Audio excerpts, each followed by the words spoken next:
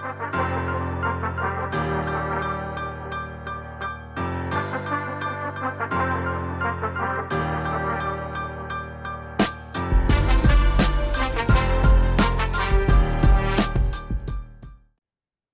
a day in baseball. Welcome, everyone, to our MLB Trade Deadline special. I'm your host, AJ. As always, make sure to hit that like button, follow, subscribe, wherever you're listening to or watching on whatever platform you are using. There was a lot of trades today, a lot of trades. And there was a couple big name guys that moved today, moved teams today. But the biggest thing I saw was a lot of so-called role players that we've seen in past years pay off big in October, with Daniel Hudson with the Nationals in 2019 closing that out. Will Smith with the Braves. Guys like that. The Braves got a lot in 2021. Four different outfielders, four new outfielders, I should say, that really changed everything in October. So I'm going to break down a majority of the trades that happened today, but also give three winners and three losers of the deadline that I think may pay huge dividends in October. But we have to start in St. Louis, right? We have to start in St. Louis. Jordan Hicks to Toronto, Adam Kloffenstein and Sem Robersa in return. Those two names you will not know unless you followed Toronto's farm system very strongly. But it's a right-handed pitcher, and I think they're both right-handed pitchers, if I remember correctly. But St. Louis, obviously, we need to stock up on young pitching for the future. And so there's two arms there. Staying in St. Louis, Jordan Montgomery and Chris Stratton to the Texas Rangers. I think that's a great pickup. Great pickup for the Texas Rangers. Jordan Montgomery has been a staple here in St. Louis, and kind of that one guy in our rotation that we can trust every fifth day this whole season and going into the last half of last season as well. Chris Stratton, a solid arm out of the bullpen. I'll get into Texas a little bit more throughout this episode, but I really like what they did today. They gave the Cardinals Tekoa Roby, a right-handed pitcher, John King, a left-handed pitcher, and I'm going to mess up this last name. I know it, but Thomas Sagasi, I believe that's what it is, but I'm sure I butchered that. A middle infielder that he's the main guy in the trade that I'm focused on. Middle infielder, batting 315, 15 homers, 78 RBIs in Double-A this year. And then I think he's joining our Double-A team as well here in Springfield. Paul DeYoung, a staple in the lineup for years and years. I think 7 years total with the Cardinals. He's on his way to Toronto as well. Toronto and the St. Louis Cardinals had a lot of deals happening between Genesis Cabrera, Jordan Hicks, and Paul DeYoung. The Cardinals got Matt Svanson, I believe he's in Single A even, relief pitcher who has been pitching very well. So he's a pickup for the Cardinals there. And then the biggest one from St. Louis, Jack Flaherty to the Baltimore Orioles. Now, we all had a feeling across all of baseball that Jack Flaherty was on the move. I didn't picture Baltimore going after him. And there's certain guys you can't picture in a different uniform and in certain uniforms. Baltimore and Jack Flaherty, I can't picture that until I see it later this week. I really can't picture that. I'm used to seeing Jack in the Cardinals uniform, and so that's going to be very odd. But three prospects came back in that deal as well.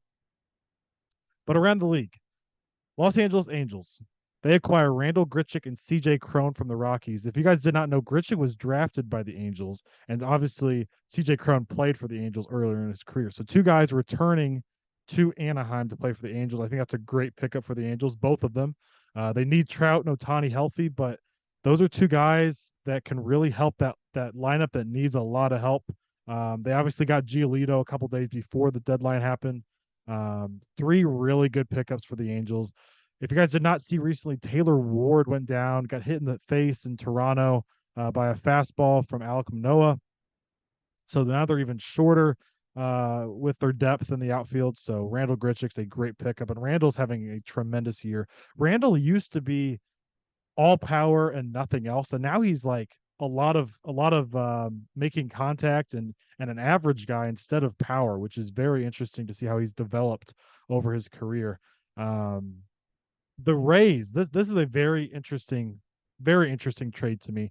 The Tampa Bay Rays acquired Aaron Savali from the Cleveland Guardians for first base prospect Kyle Manzardo. Now, Kyle Manzardo has a lot of hype around him, and I think that's what Cleveland is really banking on. Cleveland has one of the greatest pitching development systems in all of baseball, and their lineup has struggled for years. It's kind of been their downfall. They're really hoping first base prospect Kyle Manzardo can come in there maybe even next year and provide some offense for them. Aaron Savali is a top end pitcher that I think is extremely underrated, one of the most underrated players in baseball. He's got a 2.9 ERA this year. And Tampa Bay, who's already stocked on pitching, gets another great arm to help them in the postseason. The only thing, and I understand the Cleveland Guardians want offense badly. I get that. But you gave away your number one pitcher that's been healthy the whole year. He's the only guy that's been here in your rotation all year long. Shane Bieber's been in and out with injuries. He's the only guy that's been there all year long. He's your number one guy, and you're one game out of the behind the Twins for the division lead. That's the only thing that doesn't make sense to me, is that in baseball, more so in baseball than any other sport, when you make the postseason, you have a chance. It's not so much the best team wins by any means. So for them to give up Aaron Savali, I don't know what message that's sending to your fan base, because it obviously shows you're not trying to win the division and go for it this year. But in the long run, it makes sense. For the short term here, for the rest of the last 2 months of the season, I don't love that move for them. The Diamondbacks were very busy today. They got Paul Sewald from Seattle. That was, I believe, yesterday or 2 days ago. And they obviously needed some bullpen help. I love that pickup for them. They gave up Josh Rojas and two other guys in that deal. But it doesn't make sense to me because they gave up Andrew Chafin to the Brewers this afternoon. And Andrew Chafin's been a staple for them in that bullpen, a left-handed arm that has been really, really strong for them. So I love the Sewald pickup. I don't understand the Andrew Chafin giving him up. They also acquired Tommy Pham from the Mets. Now, Tommy has bounced around from many teams now. And I'm going to kind of transition into the Mets now, which they have obviously been one of the, if not the biggest disappointing team all year long, going out and signing Justin Verlander and Max Scherzer to massive deals. You got obviously Pete Alonso and Francisco Lindor, who have the power numbers and the RBI numbers, but their averages are way down this year, both in the low 200s. You went out and got Mark Canha. You went out and got a lot of pieces. Obviously, Edwin Diaz going down in the World Baseball Classic kind of put a tinker on everything. But speaking of Mark Canha, he was traded from the Mets to the Brewers. The Brewers get a bat. I feel like the Brewers, every single mid-season trade deadline situation, they need offense. It seems like that's the case every single year since they had the Prince Fielder, Ricky Weeks, Ryan Braun, Corey Hart, those days. It seems like they're always lacking offense. So they got Mark Canha, a solid outfield bat for them. This next deal is kind of, in my opinion, going to go under the radar. And that's the Atlanta Braves acquiring Brad Hand from the Colorado Rockies. I think this could very easily be Will Smith 2.0. 2 years ago in 2021, when the Atlanta Braves won it all, they got Jorge Soler, Adam Duvall, Eddie Rosario. Like, they got three outfield bats that were kind of whatever. This is the year that Acuna was hurt, and so they needed some outfield depth. There was another outfielder in there as well. They got four outfielders completely random at the deadline. They got Will Smith completely random. They got all these guys, and they played huge factors in their postseason success. I think Brad Hand can be that back end of the bullpen for the Braves that can really help them. I don't think the Braves needed to do anything, really. I mean, this is just a plus because you get another bullpen arm. But they are set up to win it all right now. I don't really see anybody but possibly the Astros standing in their way. In the National League, I don't see anybody standing in the way of the Braves. Maybe the Dodgers if they got going with Freddie and Mookie, and if Kershaw can get back. But the Braves are set up, and if you're an Atlanta Braves fan, you have to be very pleased with the deadline, because sometimes teams think too much, and they go out and they get these big name players, as we saw with the Padres last year getting Juan Soto. And since that Soto trade, the Padres are 81 and 82. That just shows all the hype around Soto. He's a phenomenal player, and I'm sure I don't have the numbers written down, but I know for a fact his numbers have been phenomenal during that time.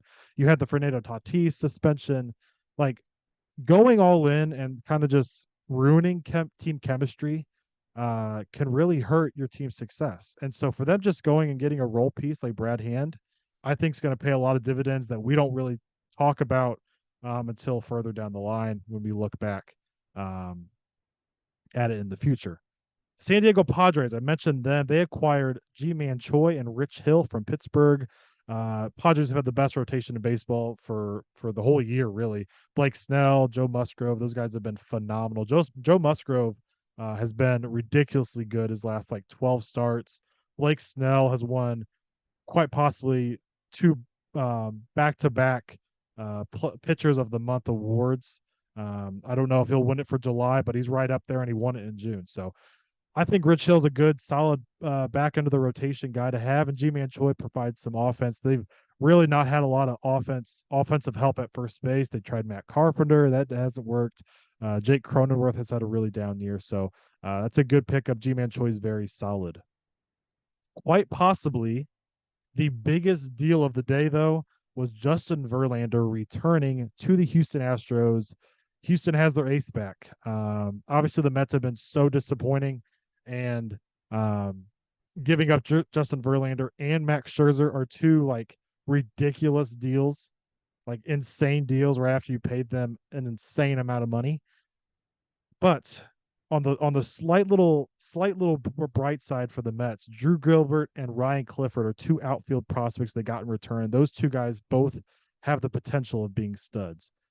So that's a little bright spot. Of course, in New York, you can go pay anybody in the offseason to come give some pitching help. So obviously the Mets are kind of tanking it in for this year. On the other side, though, the Houston Astros, like I said, got their ace back, got Justin Verlander. I'm going to get into the Astros a little bit here when I get to my losers and winners of the trade deadline. But Justin Verlander has shown to be a World Series just phenom, man. I mean, he's that guy in the postseason. He's one of those rare guys that you just know what you're going to get out of him. I think he had one bad start against maybe Seattle last postseason, but he is a guy you can definitely rely on. Another guy you can usually almost always rely on is Max Scherzer. I haven't really talked about Scherzer yet a lot in this, but the Rangers getting Scherzer along with obviously I mentioned Jordan Montgomery. I think they're really setting themselves up very nicely, especially if Nathan Eovaldi is healthy for the postseason. The Phillies acquired Michael Lorenzen from the Tigers. I think that's a very good pickup for the Phillies, who are trying to make it back to the postseason and make a deep run. They obviously have Aaron Nola and Zach Wheeler. Now you add Michael Lorenzen to that group. Ranger Suarez. That's a very solid rotation. In past weeks, I've really talked a lot about the Miami Marlins and how I have a lot of hype around this team. I really believe in obviously their pitching staff, but they need some offense, and they did get a big power bat from Chicago. Jake Burger is now a Miami Marlin. Jake Burger's got about 25 homers. He's one of those pretty much all or nothing guys right now. He's batting in the 220s, 230s, but the Chicago White Sox got Jake Eater, a left-handed pitcher from the Marlins in this deal. And I think it's one of those deals where there wasn't a whole lot of like high-end, top-notch, big-name talent, especially hitters-wise, like Verlander and Scherzer off the board. But when it comes to bats, I don't think there was many names that were available for the Marlins to kind of go all in. So they got Jake Burger. They also got Josh Bell, as they gave up Gene Segura to the Guardians in that deal. So getting Josh Bell, who's had a really down year, getting Jake Burger, who's got a lot of power but not a lot of anything else. I think that trade might end up hurting them down the line unless Jake Burger can continue to develop, because Jake Eater is a stud prospect that the Chicago White Sox, if you're a White Sox fan, you have to be very, very happy with getting Eater in that return.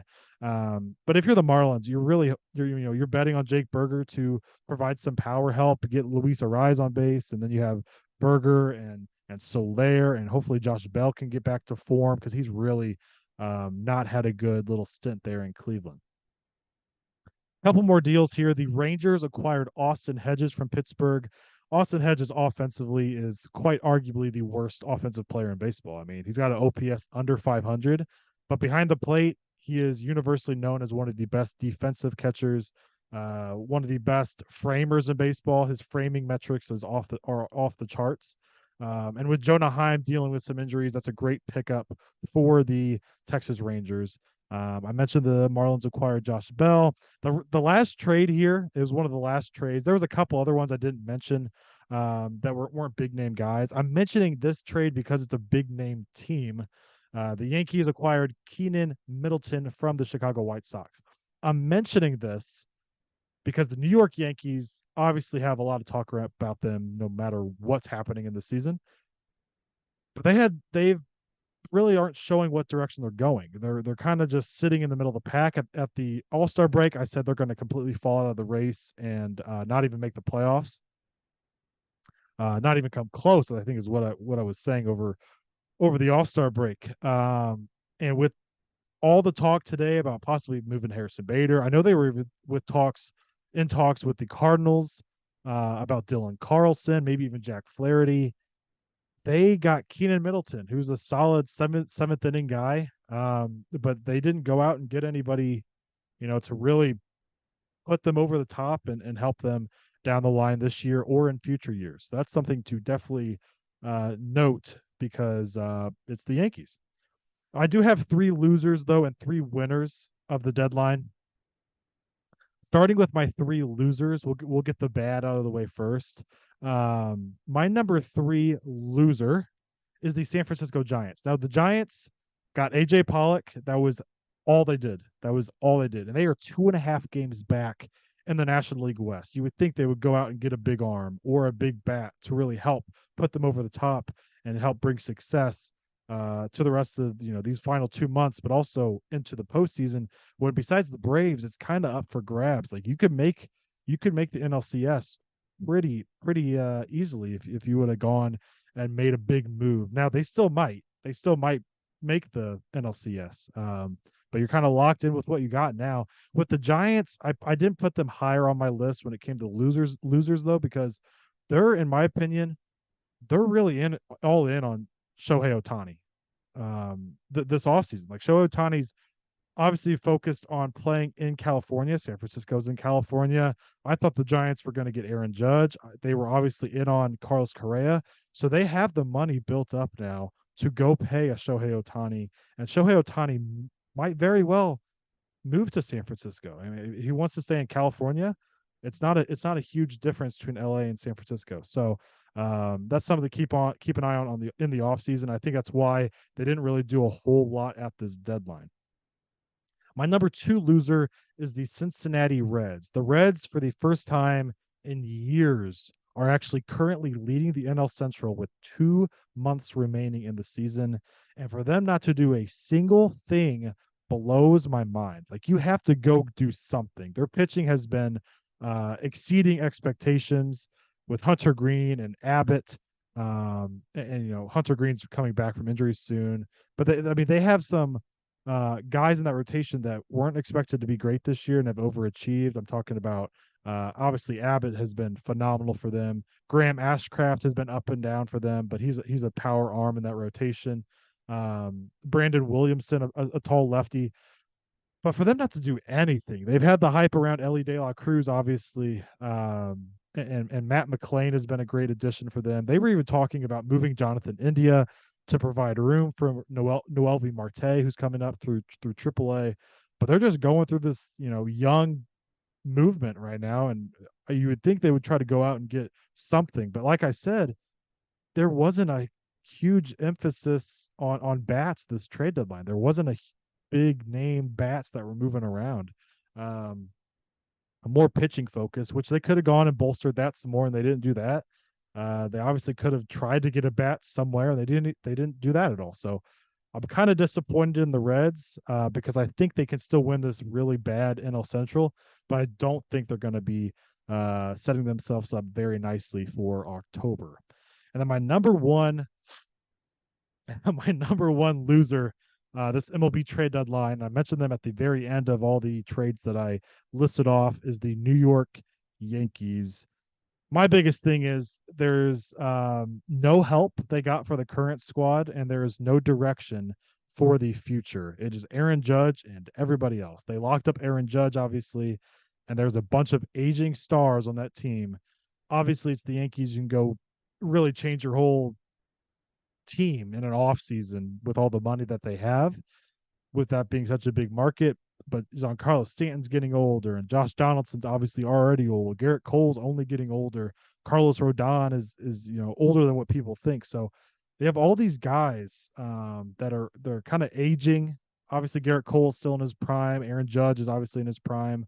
But Aaron Judge is 31. Like, you have to start winning pretty soon, because he's a guy that, with his body type, he's probably going to diminish quicker than a guy that was shorter and smaller than him. So yeah, I didn't like what the Yankees did this deadline. I know a lot of Yankees fans I've seen on different forums are pretty fired up about it, and deservedly so. It's a very disappointing deadline.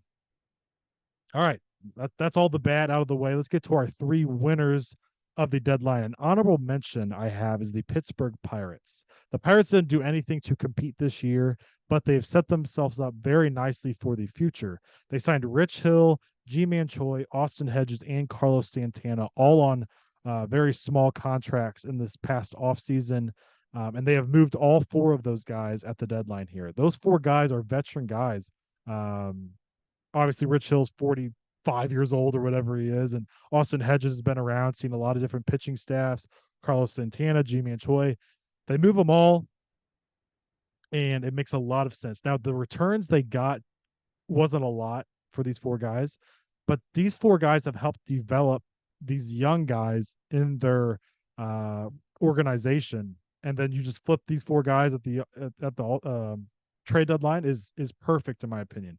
You bring them in, help them, have them develop, and kind of be a role model to these young guys that they have in Pittsburgh, and then move them at the deadline. I think it's a phenomenal strategy, and I think it's going to pay dividends as we see these next few years play out. My number three winner, though, is the Los Angeles Angels. Yes, the Los Angeles Angels are actually a winner of something here. They went and, like I said, got Lucas Giolito, Reynaldo Lopez out of the bullpen, Randall Grichuk, and CJ Crone. Obviously, if you're going to make any type of noise throughout the rest of the season and in the postseason, hopefully, you obviously need Ohtani and Trout healthy. Trout should be back in the next couple of weeks. Ohtani has been the best player in baseball. This year has been quite possibly the best year from a player ever. So getting some offensive help, like I said, Taylor Ward went down, so you get Grichuk and Crone for some, average get on base guy and some power from Crone. You got some pitching help with Giolito and Reynaldo Lopez out of the pen. I do think they should have gone and gotten maybe one more starter. Reed Detmers has been solid for them, and Griffin Canning as well has been solid for them, and obviously Ohtani. So that's four solid starters. I don't really want to bet on Detmers and Canning moving forward here. I do think Giolito is a great addition, though. But overall, they're 4.5 games back in the AL West. You got to go for it, right? I mean, you have Trout and Ohtani. You're in for the first time in their tenure in Anaheim. They're in the running for the race. Now, ahead of you is the Rangers, is the Astros, and that's very tough. But then you look at the wild card, it's a very crammed race, but you're in it. Like, you're actually in the running for it. You got to go for it. And I think they did a good job showing their organization and their fans that they're going for it. My number two, and actually all three of these teams are in the AL West for a little spoiler, but my number two is the Texas Rangers. They obviously acquired Max Scherzer, Jordan Montgomery, Chris Stratton out of the pen. It sounds like a nobody, Chris Stratton. He's a very consistent, solid arm out of that bullpen to kind of patch things. If you get into a postseason series and you have a starter go 4 innings, he can come in and give you the fifth and sixth. And, you can really rely on him in the postseason to eat up innings for you, and be solid. They also got some catching depth with Austin Hedges, as I mentioned. Jonah Heim going down with some injuries. They want to have that depth, and Austin Hedges, they are so loaded offensively. They don't have to rely on a lot of offense from him.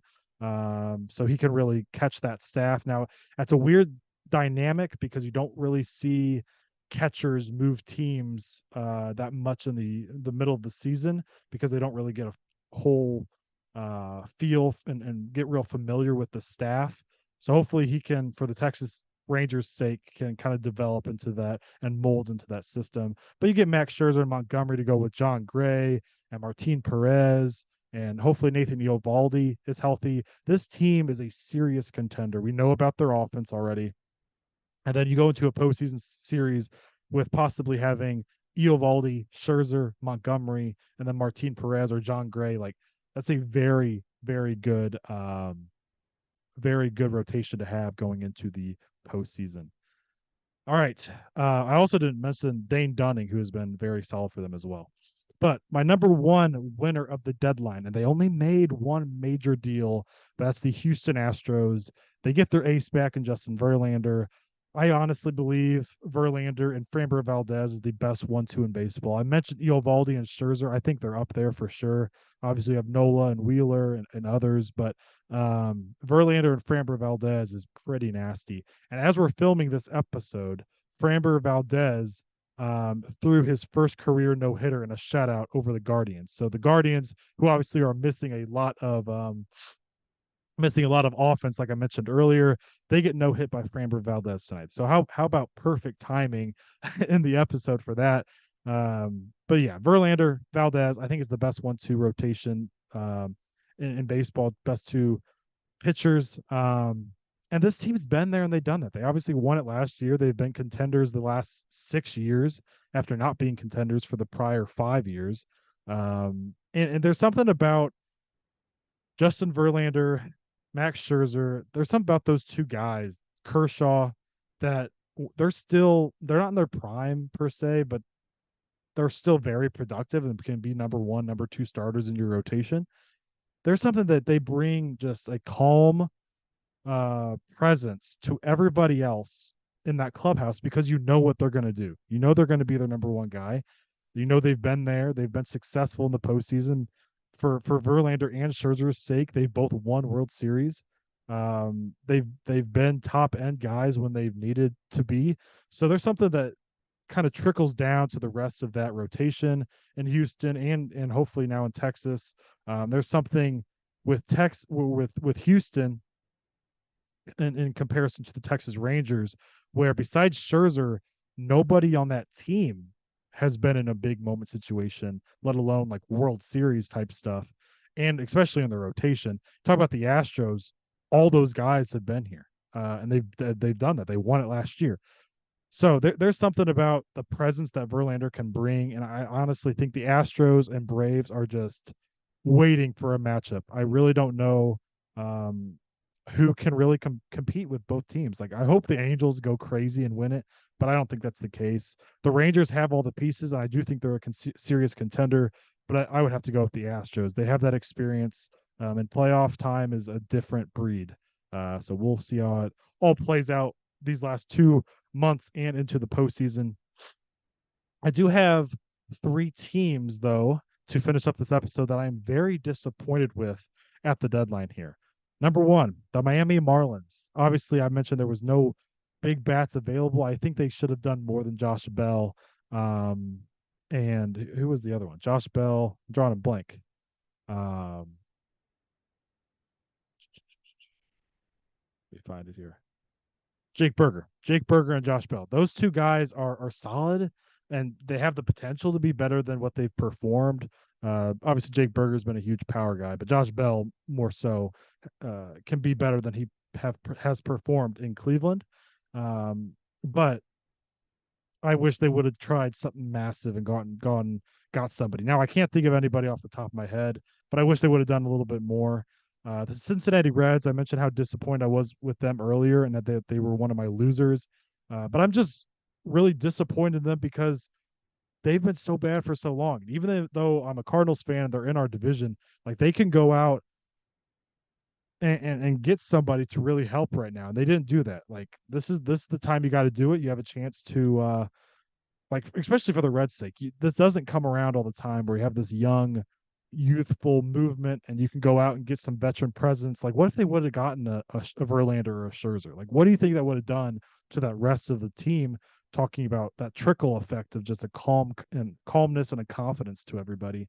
I think they should have done something like that, even if there wasn't a big bat available. I think they should have done a big power move like that and got one of those big guys, or at least tried to, because they have the prospects available to do so.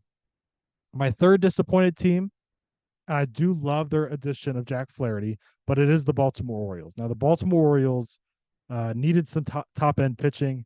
They have a tremendous bullpen, the best bullpen in baseball by quite a margin, and their offense has been great this year. I would have liked them possibly to get another bat to go in that lineup, but Jack Flaherty is a very solid 2 or 3 starter. When he's on, he is nasty and has the potential to be number one, and um he can win you a playoff game and several across a whole postseason. He was added late at the deadline, like 10 minutes before it ran up. And I know it's a good pickup for them, but I'm just disappointed because just like the Reds, you had Verlander available, you had Scherzer available, and you could have gotten these guys. Shoot, Montgomery even. I know Flaherty's upside's higher than Montgomery. Maybe Flaherty with a new scenery can even get back to as nasty as he was a couple of years ago. Because this year's got a 4.4 ERA. He did have an awful start to the year. He's got like a 3 ERA in all of July, so he's kind of getting back to a very steady guy. But overall, I think the Orioles should have gone all in and done something massive. I saw some people saying there was potential about maybe going getting Shohei Ohtani. I know the Angels said Ohtani was off limits, so that was kind of scratched whenever they announced that. But the Orioles have the like a tremendous farm system, maybe even the best in baseball, that they could have gone and gotten more than a Jack Flaherty. But at the end of the day, I'm disappointed because I wish they would have gone more. But Jack Flaherty is a good piece to have, and he's someone that will hopefully help that team moving forward. As Cardinals fans, we are obviously cheering for him to do well, and the Orioles are just an easy team to cheer for, right? Like they don't have anybody that you can really hate. They got young guys with a lot of energy, and it's a fan base that is very hungry for the postseason. So hopefully. They can make a deep run and hopefully make the World Series over the Astros because I'm kind of tired of the Astros making it every single year, it seems like. But that wraps up our MLB trade deadline frenzy video episode here. So make sure again, like, follow, subscribe wherever you are listening or viewing at. Make sure to go follow us on Instagram. We are posting daily content on there. But besides that, we will be back with our regular NFL episodes. I believe it's the Los Angeles Rams are up next. So make sure to go obviously view that and check out the other NFL episodes we got coming up. We got special guests coming in the future as well in these next few weeks. So a lot of exciting stuff here at A2Z Sports Talk. But we will obviously see you guys next time. And thank you so much for listening. See you guys.